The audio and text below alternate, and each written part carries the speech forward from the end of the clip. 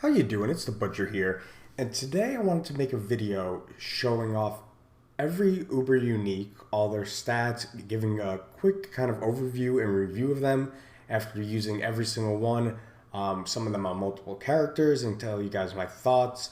And then I also want to give you some information on Duriel runs, both my percentages, about my drop rates and things like that.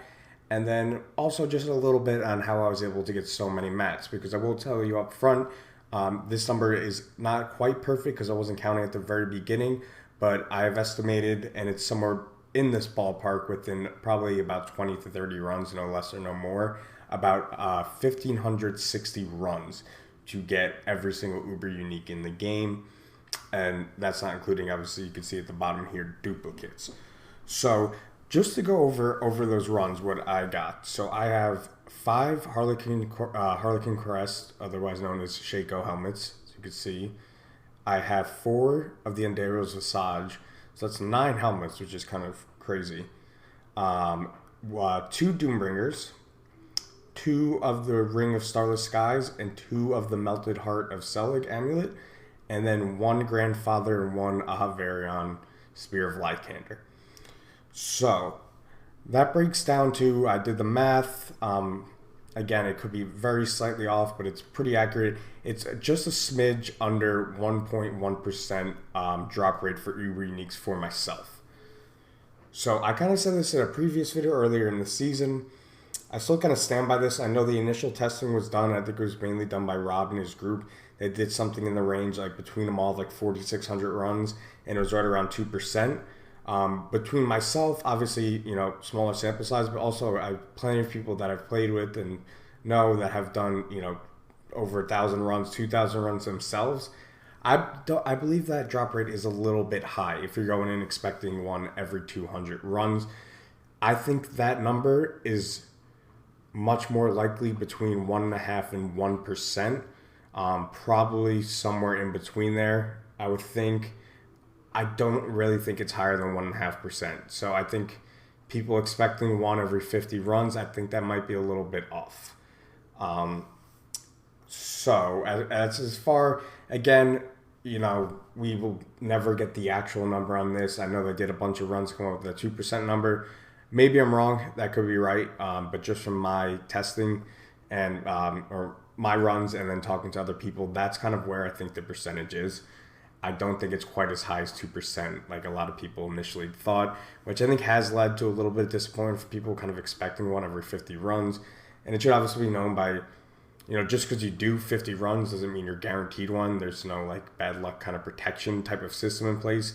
Every run is a new instance, basically, that you have whatever the percentage is chance to get an Uber. I think my longest streak without getting one was about 330 runs, give or take, and then my fewest in between, like the shortest gap between getting one after another, was about 8 runs. So as you can see, pretty much completely random.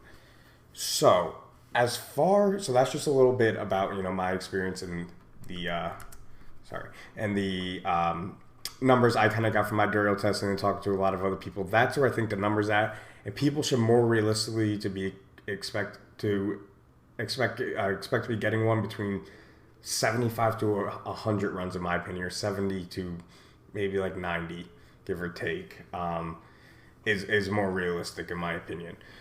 So with that being said, let's now go through each of the Uber uniques, and I'm going to give just show you obviously what they do, and then give you an overview of what I think about them, what they're good for, what classes they work on, and whatnot.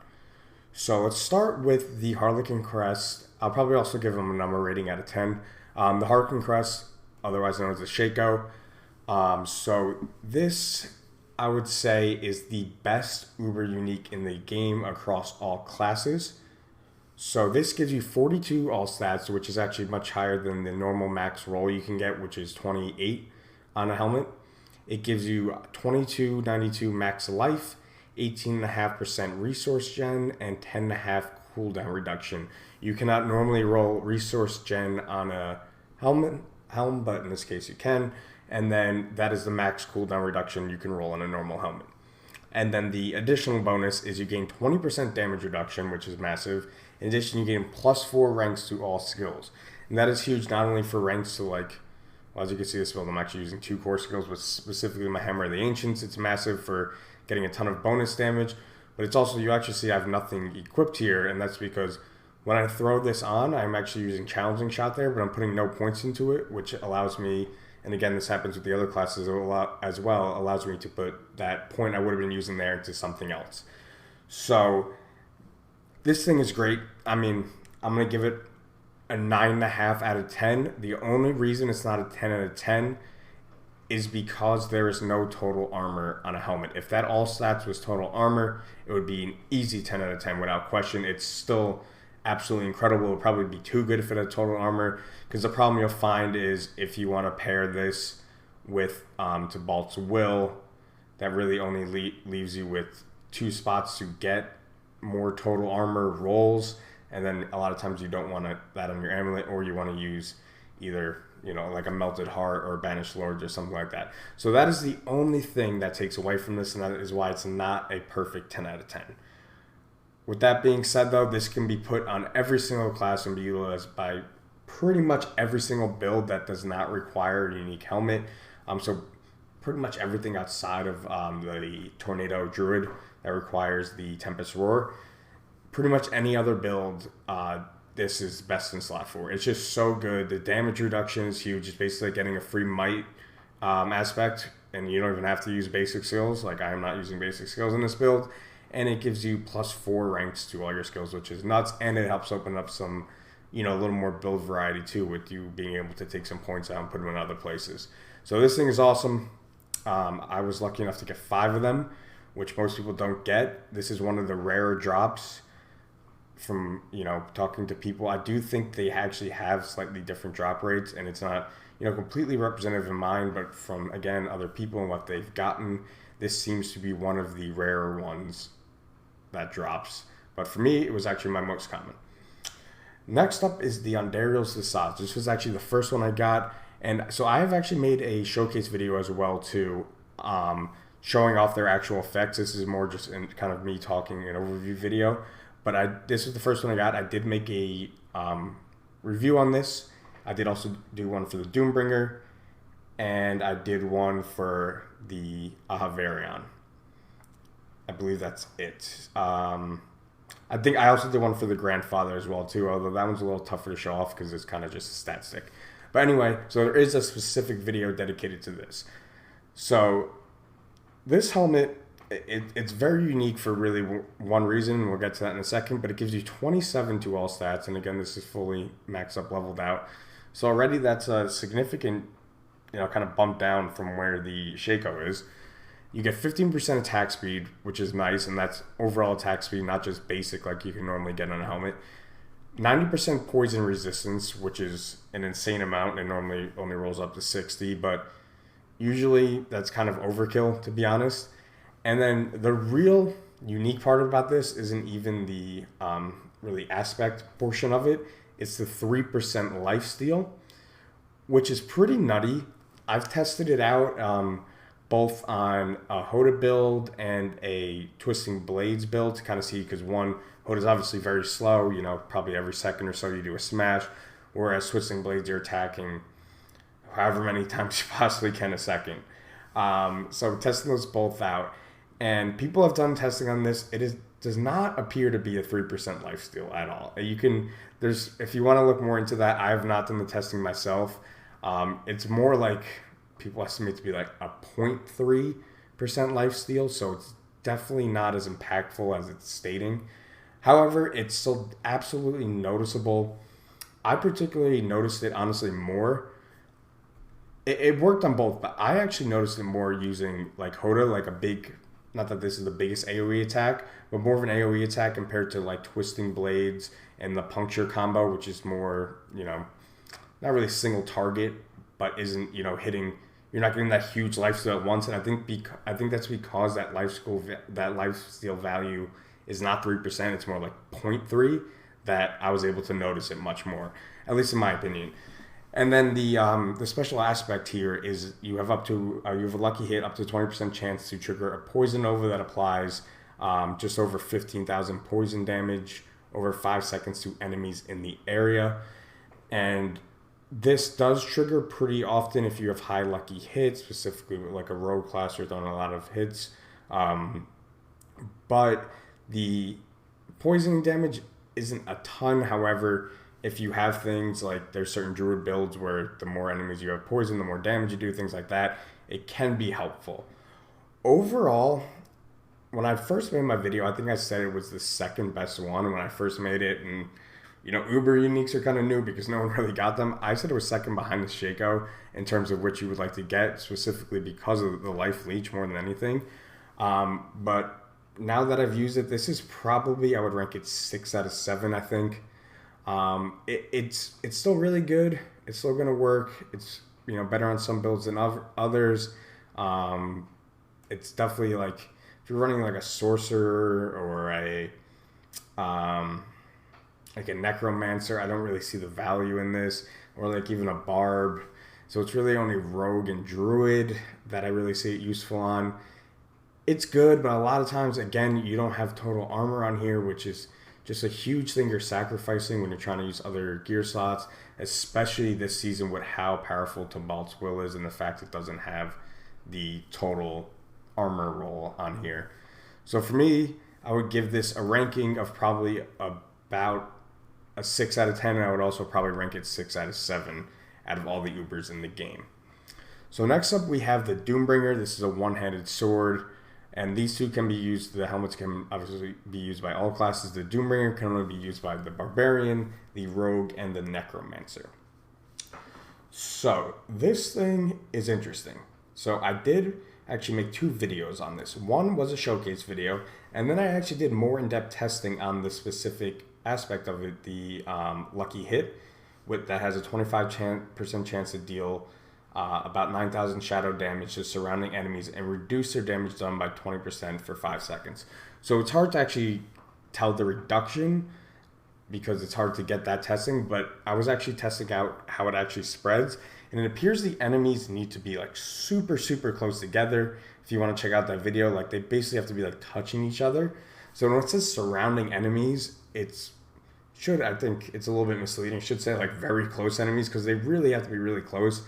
Like, it'll only spread, like, from one training dummy to another. It won't even go to the center one. They have to be really close to each other.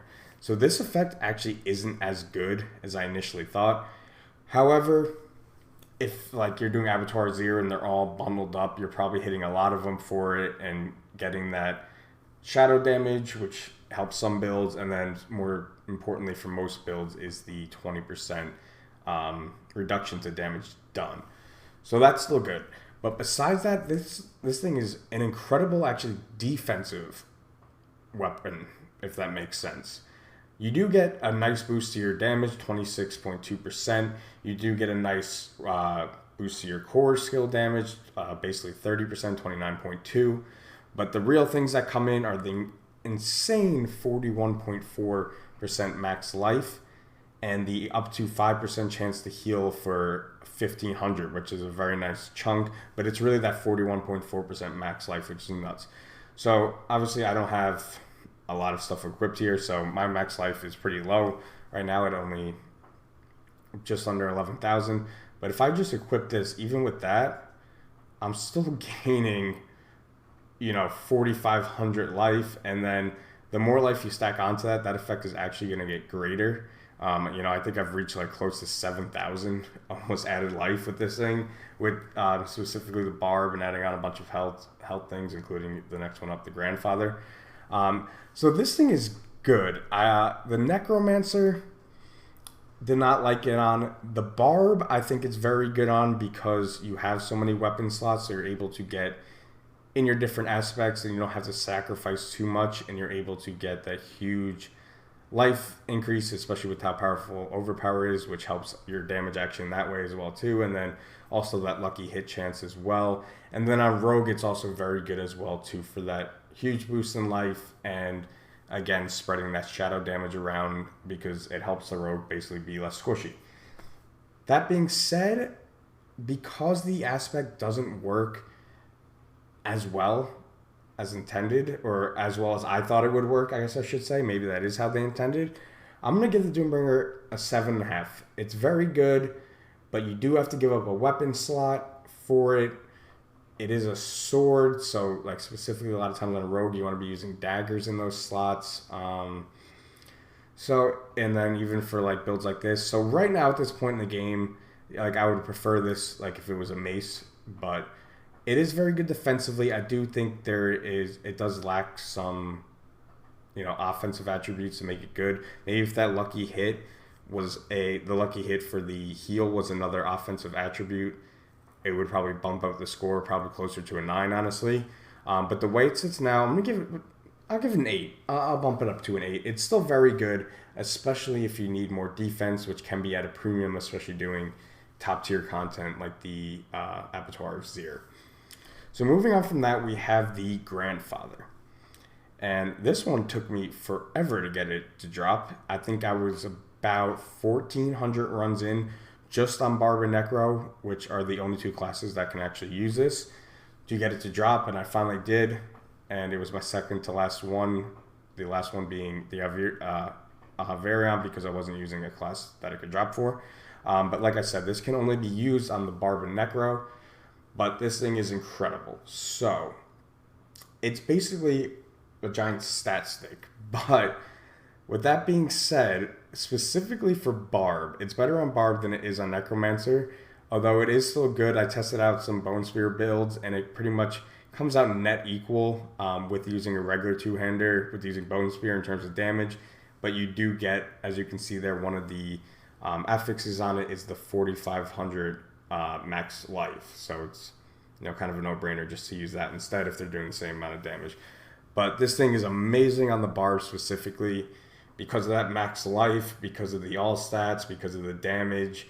And then the other thing here is it increases your critical strike damage by 100 times multiplicative. And it says the other properties on this weapon can roll higher than normal. I don't believe that's true now that they have made them all roll at the max rolls. But this thing, it's just an incredible weapon all around with the amount of damage it gives you, the amount of all stats, which also increases your damage, and then obviously helps you in other departments as well. The ignored durability loss is actually for all your gear, although that is by far the weakest portion of this, but it is kind of nice. You never have to worry about your gear getting broken. But if they added something else, this thing would just be OP, even though it probably is already. And then the 4,500 max life, which is obviously a huge amount of max life and is amazing as well too. Then if we look at this crit here, so the more crit strike damage you have, the better this is going to end up being for you, but I'm not sure what the current crit is on this character right now because I have a lot of things off. Oh, so it's at baseline of 50. I actually have 0 extra crit, but if you were to throw this on, you can see that jumps all the way up to 357 because it is 100% multiplicative, not additive, even though critical strike damage has changed to additive over time, so it did lose some power because of that, but this thing is still incredible. I'm going to give it a 9 out of 10. I'm going to give it a 9 out of 10 since I give the Shaco a 9.5. I don't think I can say it's better than Shaco. However, I will say that I do believe this is the 3rd best Uber Unique that you can get. And it's very close. It's probably tied for 2nd with the Melted Heart of Selig. But they're both very class dependent since this is going to be used on 2 classes. I would say the main issue with this is that you are losing out on a 2-handed weapon slot, which is double. Like as you can see, I have Edge Masters on this mallet right here. So you are losing out, and I can get up to 40%. You are losing out on basically a double roll on your aspect, which is a little bit unfortunate, but the amount of other benefits it provides are incredible. It's best in slot on the Barbarian for sure. I think it might be best in slot on Necro, at least from the builds I was using for using a 2-hander as well too. But this thing is amazing, specifically for Barbarians. It's just the ultimate stat stick, which is usually what you're looking for if you're using a Hoda build on your 2-hander anyway. So next one up is actually the only one that can't be used by Barb. It can only be used by Druid and Sork, and that is the Ahavarion Spear of Lycander. And this one's super interesting. So I made a showcase video on this too, and this was actually the last one I got to drop. Like I said, the Andes was my first one, and that's mainly because I wasn't using a class that could get it. But I wasn't really interested in this thing at first until I started using it, and it is pretty incredible. I've been using it on a ball lightning build, and not only is it incredible, it's super fun. There is some RNG involved. The aspect on it, the unique aspect on it, is gain a random shrine effect for 20 seconds after killing an elite enemy. It can only occur once every 30 seconds. You can actually bump that 20 seconds up by getting total shrine duration on things like boots, your necklace. I believe it might be able to go on helmet too. I'm not positive. I think it might only be boots and necklace though. And the other affixes on it are incredible too. And I think that's what really makes it so good and really makes it shine. Is you are getting 52.5% damage increase. You're also getting 52.5% to crowd controlled because of that's the implicit affix that comes on staffs. You're getting 30% attack speed, which is pretty nutty. 24% crit strike chance on a weapon, which is also insane. And then a 42% chance to stun, lucky hit that is, which is an extremely high number. And I did test the stun. So the base stun it gives is about a half-second stun, so it's very brief. If you do have more crowd control duration, you can up that. But what that does is it does provide, if you have a ball lightning just constantly around you, it'll just kind of keep enemies from attacking you because it'll be stunned for a half second, then it'll happen again and again and again. And then if you have different things that do increase damage to either crowd controlled or specifically stunned enemies, you'll get a big bonus out of that as well too. So this thing's so unique. Like I said, it was so much fun. I was shocked about how much fun it is. The only real bad shrine you can get is the Greed Shrine, because it's not really giving you any benefits. One thing to know about shrines, they do actually increase your movement speed by 15%. Obviously, I can't put it on here, but that can be good, especially with Ball Lightning, where some of your attack power is actually based off movement speed bonuses. So that is actually something to take note, but all the other shrines are good, and it's super fun to play with. I'm going to give this... It is, a two-hander, so you are giving up, the option of either using a dagger or a wand and a focus. I'm going to give this an 8.5 out of 10. I think this thing is pretty incredible. We've learned very quickly from the Avatars here how strong specific shrines can be, and the chance to get those, and then you can actually stack them on top of each other with other shrines, is super powerful. You can get this effect up. Like, you can have a shrine effect up pretty much all the time. You could basically have it up all the time if you really want to invest your boots and your necklace into shrine buff duration, even though I probably wouldn't recommend that. But this thing's incredible. It's super fun. And I guess I would give it an 8.5. However, I would say it is much more useful on a Sorc than it is a Druid by far. I've seen a couple people use it on a Druid build, and I've kind of wanted to be testing it out myself. I just have, other things I'm doing and playing right now, so I haven't really gotten a chance. But it is definitely better on the Sorc than it is the Druid for sure. So last two here, I know it's kind of a long video, but did want to give a nice overview on all of these. But the next one up is the Ring of Starless Skies. So this is a unique ring, and the first thing to note is actually you can see the top portion there. Normally you would get resistance to all elements and then resistance to a specific element. This actually gives you both resistance to all elements, so you get 24% resistance to all elements, which is fantastic. That can help you be able to put things like skulls for more armor into your jewelry sockets and also hit those resistance caps as well. So the affixes on this thing are, you get a max roll on crit strike chance, 7.5, that's the same thing as a normal ring. You get a max roll on crit strike damage, 26.2. Which I think that's max, but it could actually be a little bit lower. I think that's max though.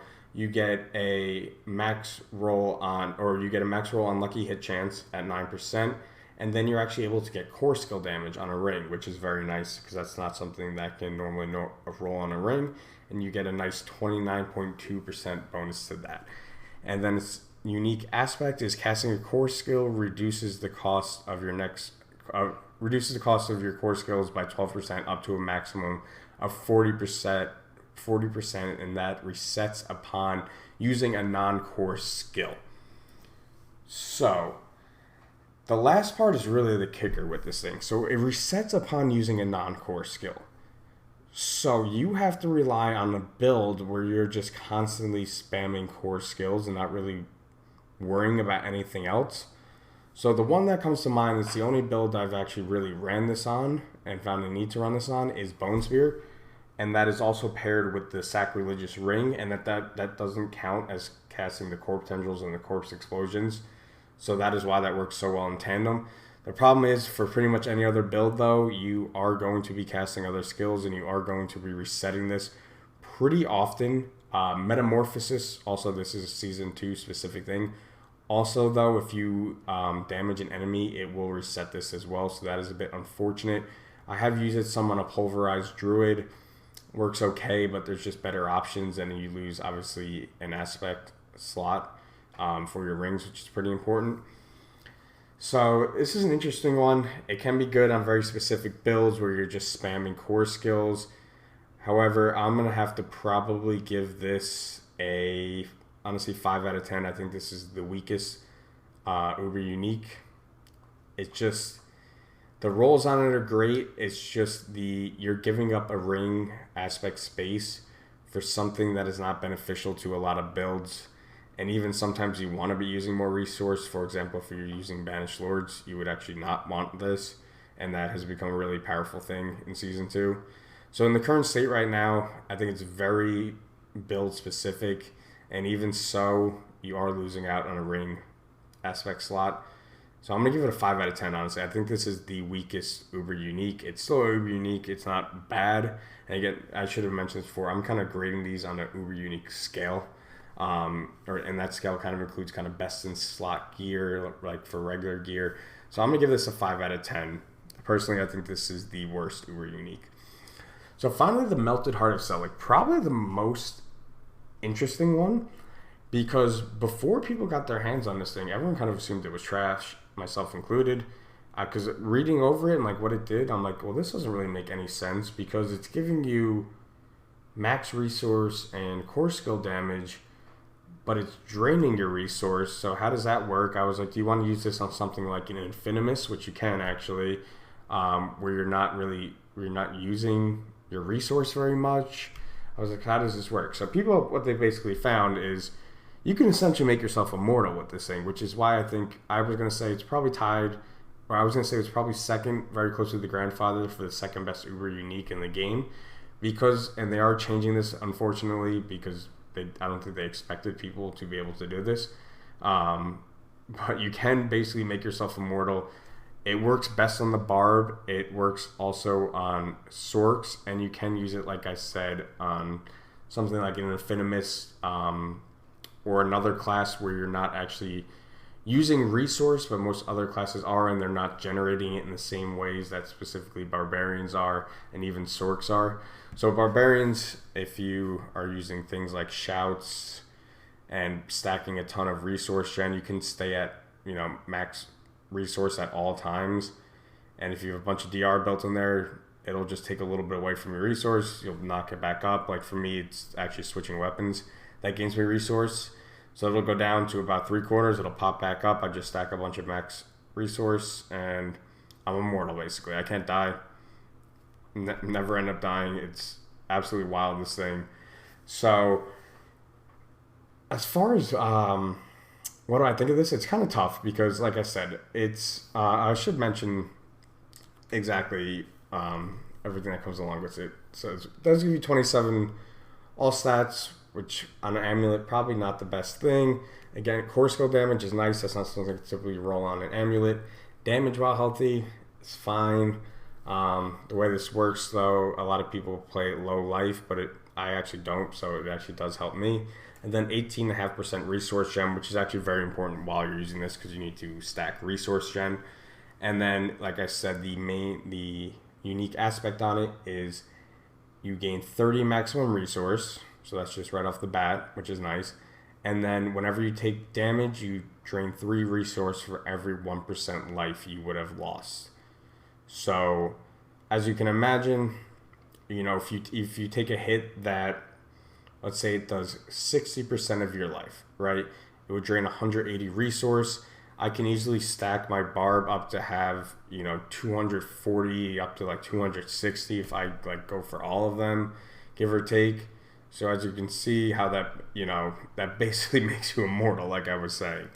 Unless there's like some super crazy one shot. I actually haven't tried it on Lilith. I'm sure I could survive some of her one shot mechanics as long as I have my Fury up. But I'm gonna give this thing a 9 out of 10 because on the classes you can use it on, it is so strong and so ridiculous. It basically trivializes the game. You can go AFK, immortal, throw thorns on there and actually kill things, which is nutty. But like I said, it's very class specific, but it's just so powerful for what you can use it on. So final rating for this, again, 9 out of 10. It's very unique. It's kind of interesting how it evolved from people thinking this was far and away the worst unique to people being like, this could be the best one because it makes you immortal. But that is kind of my opinion on all the Uber uniques after playing with every single one. And now I just wanted to wrap up the video. I know it's been going on for a little over a half hour at this point. I'm sorry, I didn't want to make a very comprehensive guide though on these things and what I think about them. So if you get them, you kind of know what you want or what you want to use it on and whatnot. With that being said, as far as how I was able to do so many runs, a couple ways. So if you're still farming them this season, I think it's really cool. Obviously, I won't be able to use them next season, but I'll have every single unique in the game in the Eternal Realm for the entirety of the game. Obviously, they'll probably add more as time goes on, so that will change, but it's cool just to have them, in my opinion. But how I was able to farm so many Duriel mats and get so many runs in is one, kind of the most obvious one. I never did a run not in a group of 4 people. So for every one set of Duriel mats I basically had 4 sets. And that is huge because, like I said, I did about 1,560 runs. And if I actually divide that by 4, I really only did 390 myself.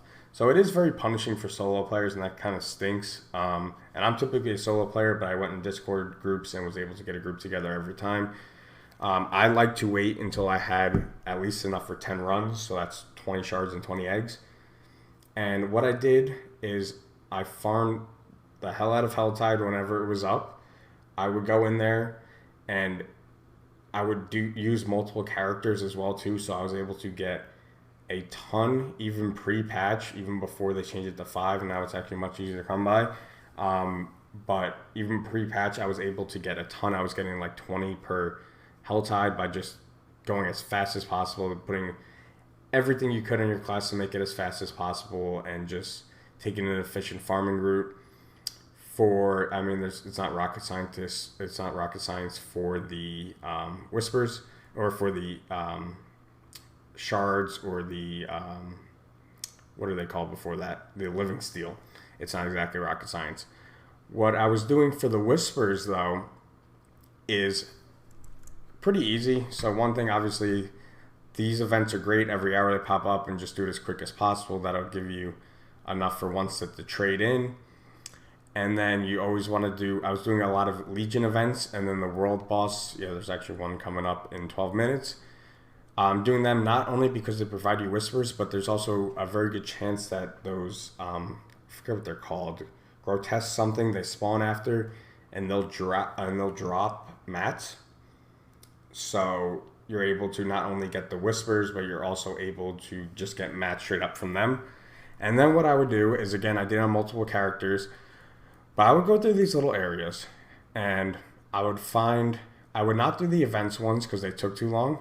But I would do cellars. I would do these find the corpse ones, and then I would do them, and I would do like the kill all in the area, and then I would do them, and I would have enough to do the harvest, and that does 3. So I was able to combine them all together. I was able to do a bunch of them too, which increases my chances of getting one of those grotesque things to spawn and give me even more mats.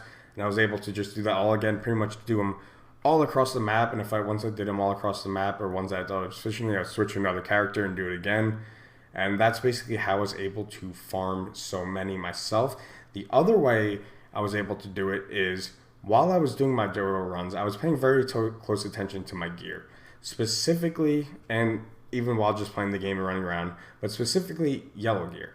Because what I did is I actually traded away a lot of gear I didn't need and either traded them straight up for Duriel mats or went to a website like Diablo Trade and traded for gold and then was able to buy Duriel mats with that gold.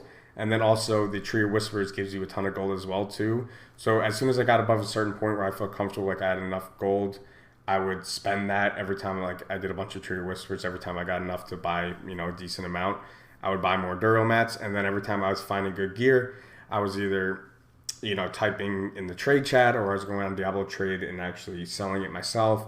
And I was able to get a ton more runs that way. So that is something I would look at doing. If you find like a really good amulet, you can get like 1 billion gold for some of them, specifically like a really good Sork one or something like that. But it's a very easy way to do it and a very easy way to really maximize the amount of Duriel mats as long as you don't need it yourself. And that's how I was able to do so many and get every Uber unique in the game. So I know this was kind of a long video, but it was something I wanted to do for a long time. I wanted to put it all together, give my overview on everything, how I was able to do it, what I thought about everything, and I hope you guys enjoyed. If you want to see any other showcases, let me know. Like I said, I've showcased the Andes, the Doombringer, the Grandfather, and the Ahavarion. But if you want to see any of the other 3 showcases, please let me know in the comments. But it's been The Butcher. I appreciate anyone that's tuned in for the long video, and I will see you in the next one. Bye.